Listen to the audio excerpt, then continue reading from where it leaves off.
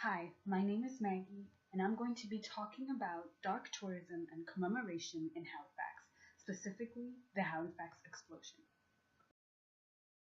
So, dark tourism is a form of tourism that is related to places associated with death, suffering, and natural disasters. Although the term is relatively unknown, studies show that places connected with dark tourism are receiving more visitors each year. Examples of these sites would be former Holocaust camps or sites of celebrity deaths, and sites that commemorate tragedy and death even though they aren't directly related to an event, like a museum.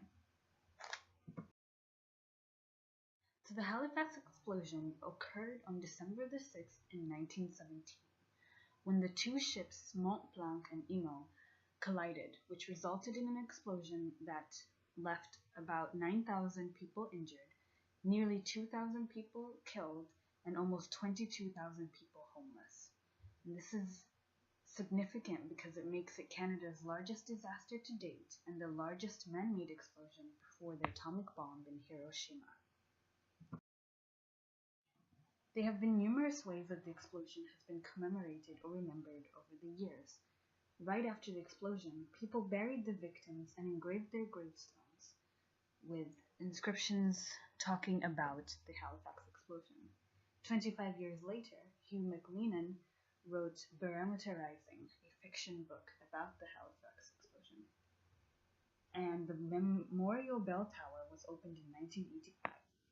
And 100 years later, Halifax commemorated the explosion under the theme 100 Years, 100 Stories.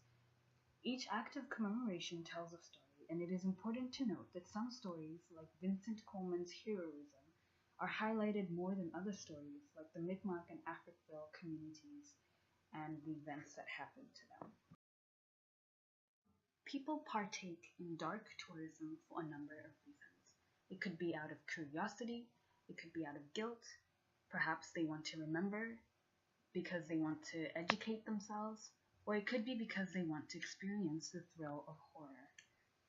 And Halifax could very well be on its way to being a dark tourism destination, since the Halifax explosion commemorations draw a lot of attention from both local and international regions. Halifax is already doing dark tourism by having interactive maps that show the sites of victims, graveyards that have inscriptions, and places like the Maritime Museum of the Atlantic that has exhibits that explain in detail the events of the Halifax explosion. Dark tourism is highly debated since the motives behind it are unclear. For example, is it truly to educate people, or is it simply to profit off the places where people died? Also, it brings up questions like whose stories are getting commemorated and told. Thank you for watching my video. For more information, refer to the sources in the bibliography.